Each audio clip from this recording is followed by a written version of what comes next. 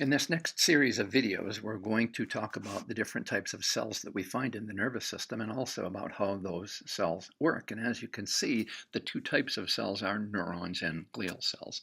In this first video, we're going to focus on the neurons. Now, when you look at the diagrams in a human physiology book or even a human anatomy book, you might get the idea that the neurons are very limited in structure. And as you can see from looking at this picture of neurons, they're an incredibly diverse group of cells. And so every cell that you see there is indeed a neuron. Even though they are very diverse, they tend to have certain things in common. And so we'll look at the common parts of most neurons. Most of you are already aware that neurons tend to receive a signal at the dendrites. Many neurons have multiple dendrites, and you can see those dendrites here to the left of this neuron. The next part of the neuron is what's known as the cell body, also known as the soma. And when you look here, you see that the soma has a very prominent nucleolus right there in the middle of the nucleus. And what that tells us is that this thing is making lots and lots of protein. Well, if it's making lots and lots of protein, it must also have a lot of rough ER and a lot of ribosomes. And so even though that rough ER isn't shown here, you have to remember that there will be lots and lots of rough ER around the nucleus of this cell. Since it is making a lot of protein, it's also metabolically very active, and that means that it needs lots and lots of cellular energy, or ATP. If it needs lots of ATP, we're also going to find a lot of mitochondria in here. And again, even though they aren't shown, you have to remember that there will be a lot of mitochondria. A part of the neuron that's associated with the cell body is known as the axon hillock. Now, the truth is that the axon hillock is not particularly important. What is important is what's known as the trigger zone, which tends to be right about here, just at the very beginning of the axon. The trigger zone is important because that's where the action potential is generated. And then the third part of most neurons is the axon. And so the axon is this long process which is extending down here towards the left. This axon tends to be myelinated, and in a minute we'll talk about that myelin. Notice also that the axon can branch and send a collateral branch out to a different part of the effector organ. We also get these more finger-like branches down towards the end where it's going to innervate the effector organ. These are known as telodendria.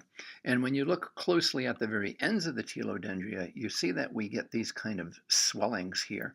And these little swellings are known as synaptic knobs.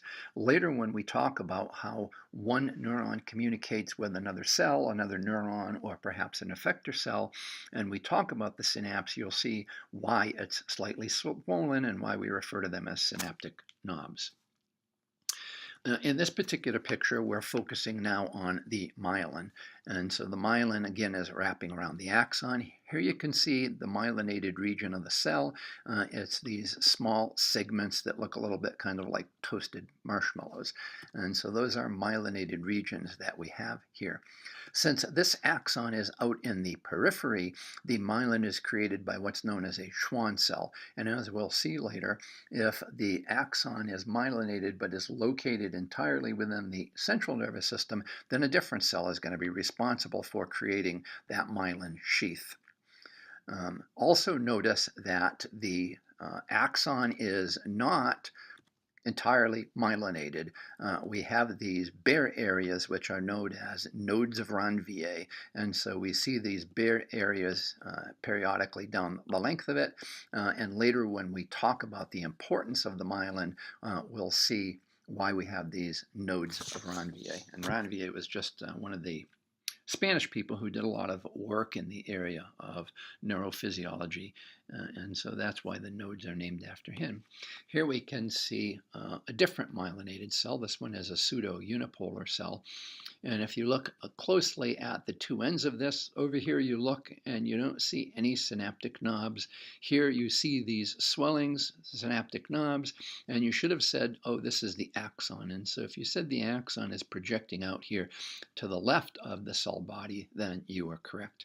The truth is, however, that we now say that the axon actually begins here. Here's the trigger zone. There's the beginning of the myelin. And so this whole thing, all the way from the trigger zone down to the telodendria and the synaptic knobs, is the axon.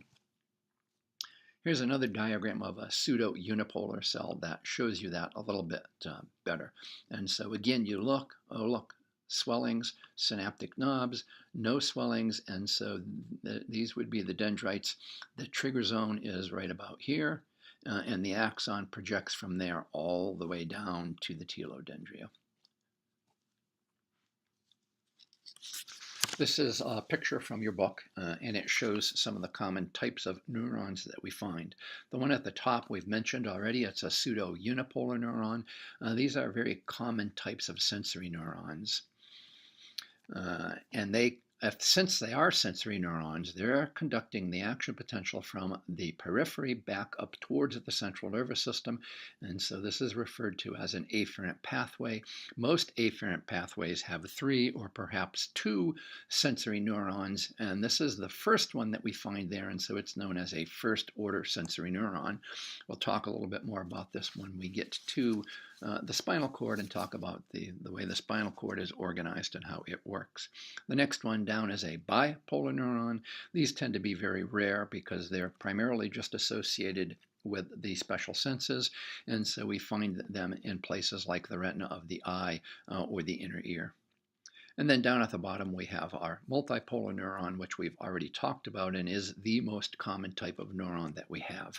And so again, lots of dendrites and then that long axon that extends out to the right of the thing.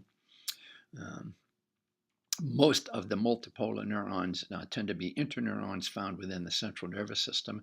But in terms of kinesiology, it's important to note that the alpha motor neurons, which innervate your skeletal muscle fibers and control those, are also multipolar neurons. That's what's oftentimes known as a structural classification of neurons. And in this picture, we can see a functional classification of neurons. And so you can see that there are 3 types of neurons here. And so up here at the top, we have a sensory neuron. That would be a functional classification. Again, the sensory neuron is sending information from the periphery into the central nervous system. And so you notice here that it is entering the spinal cord from the back. And you can see that it ends here in what's known as the posterior horn of the gray matter. The other thing that you'll notice is that the cell body is located in this part of the nerve root, and since there are so many cell bodies in there, this part of the nerve root looks to be a little bit swollen. A collection of nerve cell bodies or neuron cell bodies is known as a ganglion when we're out in the periphery. And so here you can see the posterior root ganglion, which those of you who have had anatomy have already talked about. Down below that, we have a neuron. The cell body is located here in the anterior gray horn, and the axon projects out to the effector organ. In this particular case, the effector organ happens to be skeletal muscle, and so this is a motor neuron. And then again, a third type of neuron that we have is an interneuron. Interneurons tend to be located between sensory and motor neurons, and most often they're contained entirely within the central nervous system. And you might notice that the interneuron and the motor neuron are both multipolar neurons. This is also a diagram from your textbook, which I think has some problems that I'll mention as we talk about it, but it's showing you the association between central and peripheral nervous system. And so again, up at the top, we have our pseudo unipolar neuron, and it is indeed a sensory neuron. And so it's picking up information here about pressure, touch, pain, temperature, those types of things, and conducting it back into the central nervous system. Here again, our cell body is located within the dorsal root ganglion, and then the axon is projecting into the back of the spinal cord, and it will synapse with another neuron here in the posterior horn of the gray matter. And again, here you can see those cell bodies that are in that dorsal root ganglion. A ganglion is a collection of cell bodies in the peripheral nervous system. This next neuron down is part of the somatic nervous system, and so this is a somatic motor neuron. This cell body is actually located here in the anterior horn of the gray matter, and the axon is projecting out the front of the spinal cord, and from there it will project all the way to the skeletal muscle. And in this particular case, the effector organ will always be skeletal muscle. One of the problems with this diagram that I mentioned is that these alpha motor neurons to your skeletal muscles are always heavily myelinated. And so this diagram should show that this is myelinated. The next one down is showing an autonomic motor pathway, and you can see that it's actually a chain of 2 motor neurons. And they synapse at what's known as an autonomic ganglion. And so this first neuron, the cell body again, is located here in the front part of the gray matter. It's actually in the lateral horn of the gray matter, but the axon projects out, and from there will go into the autonomic ganglion, where it will synapse with a postganglionic neuron, and then the axon projects from there to the effector organs. Effector organs for the autonomic nervous system include smooth and cardiac muscle, and then also glands. And again, an issue here is that this preganglionic axon should be myelinated, always myelinated. And so you need to note that as well. And so that brings us to the end of this video.